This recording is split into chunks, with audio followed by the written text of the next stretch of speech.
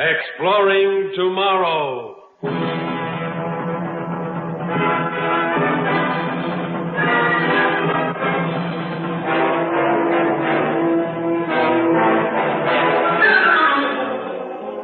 And now, here is your guide to these adventures of the mind, John Campbell. The 2 o'clock jet from Montana has just landed at New York, bringing in some 200 passengers, including some who have come to the world's largest city for the first time. Roy Bartlett is one of these. Big strapping kid out to seek fame and/or fortune. And New York was ready for him. The ancient custom of fleecing the country yokel will not die out for quite a few centuries to come. He just emerged from the port terminal and was looking around, big-eyed and confused and bewildered by the immensity of it all, when a girl came up to him. Hello there. Waiting for someone? Do you speak to me, miss? That's who I was talking to, handsome. I asked you, are you waiting for someone? Oh, no. That is... I just got here, miss. I came in from Montana on the jet plane there. Oh. You got friends here? Oh, I'm afraid I don't, miss. I just sort of decided to up and come to the city and sort of try my luck at it. Well, maybe I can help you. I sort of like you. You do? Huh? Mm-hmm. You know, something in me wants to help strangers, to show them the ropes. And I've got free time now. I'd like to... Well, spend it with you. Oh, you're so kind. You're so pretty. You think so? Oh, yes. You're the prettiest girl I've ever seen. Your smile, your eyes, you're good. I can tell you're warm and sweet. It's good of you to come to talk to me like this, to stand so close to me. Well, I think I like you, too. What did you say your name was? I didn't. Oh, I mean, it's Bartlett, Roy Bartlett. Well, I'm Diana Lawson. You're big. Strong out there. Handsome. Well, does it always happen this way? Suppose we stop in for a bite to eat at that refresher mat and get to know each other, huh? I think that's a wonderful idea. You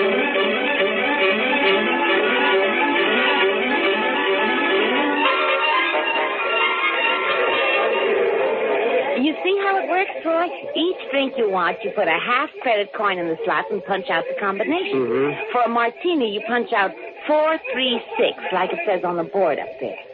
Here, give me the money. I'll get us some drinks. All right. 4, 3, 6. There we are. Wow. 2 nice dry martinis. Here, you take yours and we'll go to that table. Oh, careful, silly. Don't spill it. Well, aren't we going to get anything to eat? We can eat later. The occasion calls for a drink to celebrate your arrival.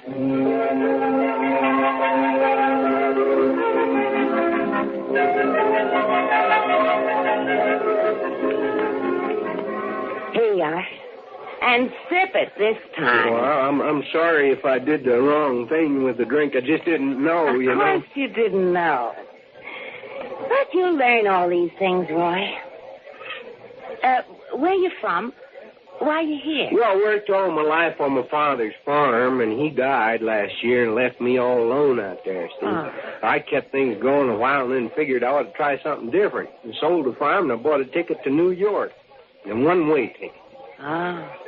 It must seem like a different world to you. Oh, it does. Big and frightening, unfriendly. At least it seemed unfriendly at first. Till I met you, Diane. I can't ever thank you enough for coming over to me when I was alone. You don't need to thank me, Roy. Just common decency to help a stranger out. Especially when he's a good-looking stranger. When are you seeing the central computer? The what? The central computer. Huh? Well, it runs New York, you know. Keeps the trains moving, the traffic lights, everything. You have to register with a computer when you establish permanent residence here. If you don't have a job, the computer will give you one. You mean you didn't know that? I guess I hadn't heard. Well, where'd I find this computer? Just ask any policeman. He'll get you there. Diana, you're swell for helping me out like this. I mean it. I wish there's some way I could thank you for this. Oh, I told you it's just common decency. Roy, the money from the sale of your farm, did you bring it with you? You bet. Yes, sir. $5,000 in cash and the same in traveler's checks. Oh, so much. You're carrying it around with you? Yeah, sure. Hey, that's dangerous, Roy. You'd better put it in the bank right away. Well, I don't know any banks. Oh, I'll take you to one. Come on. Unless you want another drink before we go. No, I haven't finished this one yet. There. Wait a minute.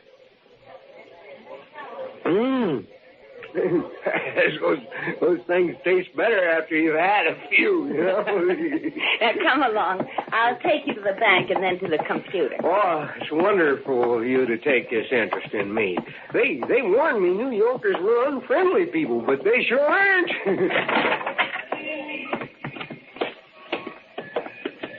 Down this way. In here.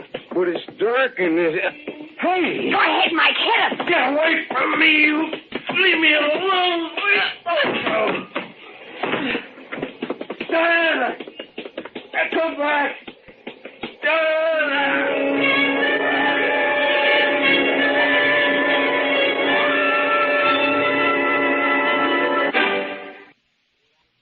You are Roy Bartlett, age 25, height 6 feet 2 inches, weight 185 pounds, born in Helena, Montana, 17 February 2184.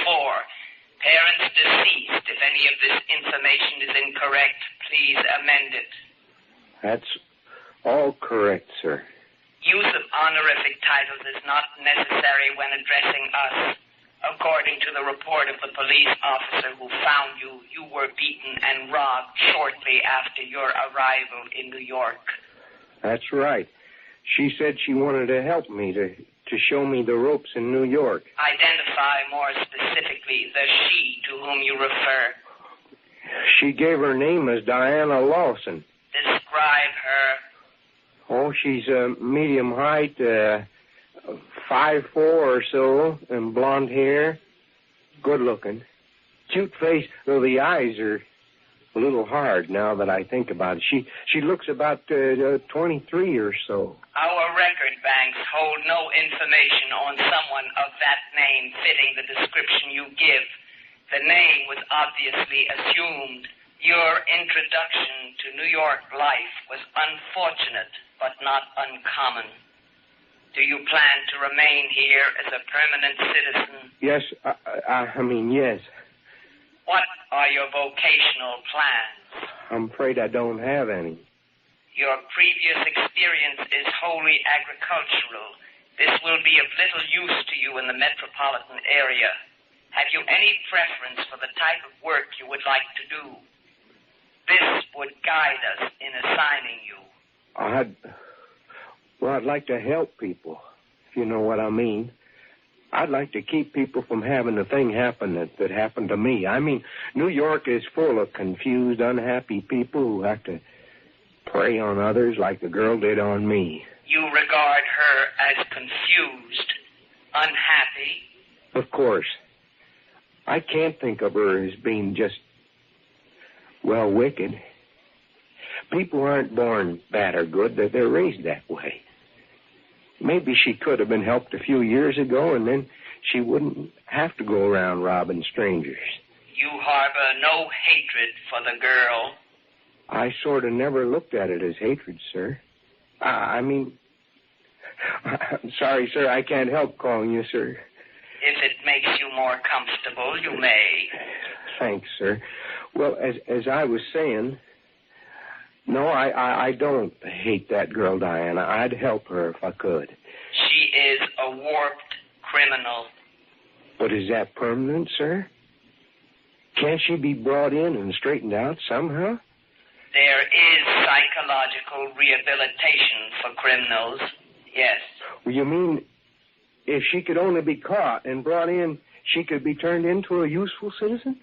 If she could be found, In a city this large, it is not always possible to track criminals. Well, I'd like to try to find her, sir. I mean, that's my vocational plans. I'd like to become a policeman, sir. You will have to face psychological testing first, of course, and a training period of 6 months. But let us warn you, Roy Bartlett, if your motive in this is one of revenge, you will not survive the first battery of tests. Revenge? Oh, no, not revenge, sir. I want to help that girl. And the others like her. Honest, that's what I want to do. This will be demonstrated in the tests. Do you think I'll make the grade, sir? The tests will answer that. But I mean, you computers can figure probabilities. Can't you tell me if... You are most unusual, Roy Bartlett. But the probability favors your success. You will be taken to the testing center immediately. And if you are approved, you will go to the training camp. Oh, thanks, sir. Thanks for listening to me. Will you wish me good luck?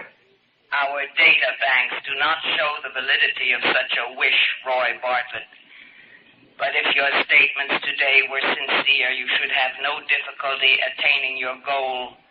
The robot will show you to the testing center.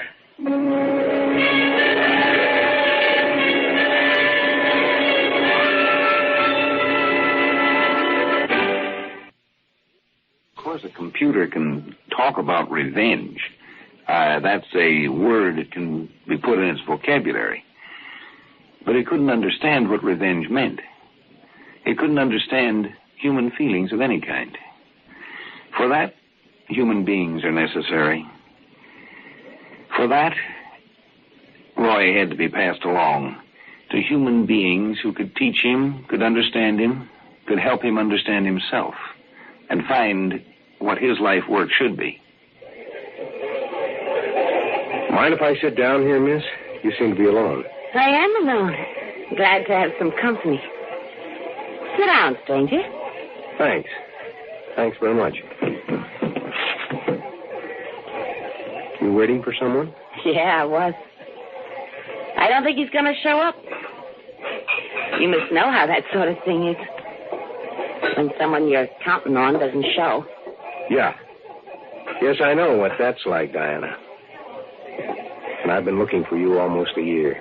You know my name. Who are you? You mean you've forgotten me, Diana? I suppose you would have. The pitiful greenhorn you picked up last March? You. The Montana fella. That's right. Roy Bartlett. You taught me how to drink a martini, remember, in this very place. And then you taught me what it was like to be robbed by someone you trusted. I'm getting out of here. You can't keep me here. You'll leave when I want you to leave, Diana, not before. Sit still. Don't make a fuss. Let go of my arm. You're hurting me. You just sit and try to look relaxed. Don't attract attention. You can't prove anything. Now, leave me alone or I'll call a cop. Go ahead, Diana. Call one. Now, look. That badge. Oh, no. That's right. I found a job in a big city, Diana. 6 months of training and the breaking-in period. I don't happen to be wearing my uniform now, but the badge is real. What are you going to do with me? Take you away, Diana, to Psych Center, where they can help you straighten up and grow the way God meant you to. You know, girl, you really did help me, and it really was worth the $5,000 you took from me. I didn't know what I wanted to do, and you showed me how to get the kind of job I wanted. What are you talking about? You never done any farming, have you, Diana? Probably don't realize what a farmer's job is. Well, it's making things grow strong and right the way they were meant to. But I guess I'd got sort of tired of working just with plants. No. They'll kill me. They'll make me into something I hate and something that'll hate me. It won't be me. I'll be a zombie or something. I suppose it does seem that way. You never tried it the other way, though, have you? Without hate and bitterness driving you. You mean tried being dead? No, I haven't. No, I mean stop running and start doing what you want for yourself instead of what you think you want to do to somebody else. Now, look. We need Mike, too, your accomplice. He's outside, isn't he? Yeah. Okay. Let's walk out together. Act natural.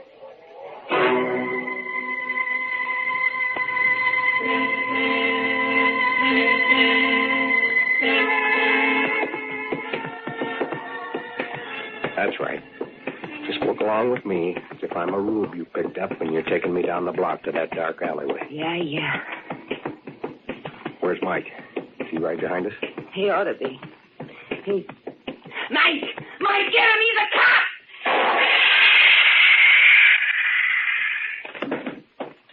That stun gun blast ought to keep him on ice for a couple of hours.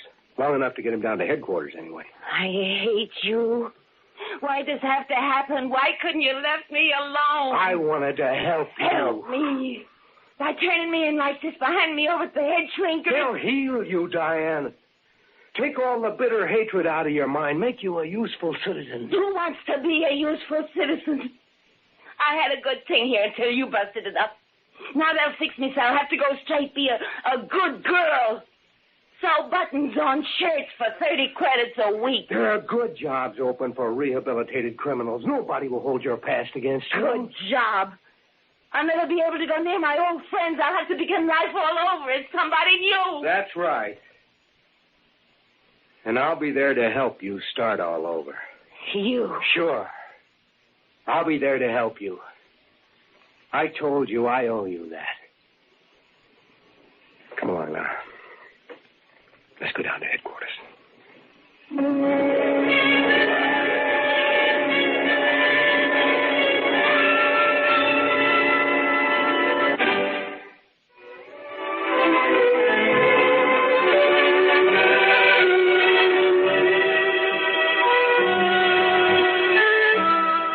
Some people like to work with material things, and some can't see beyond it.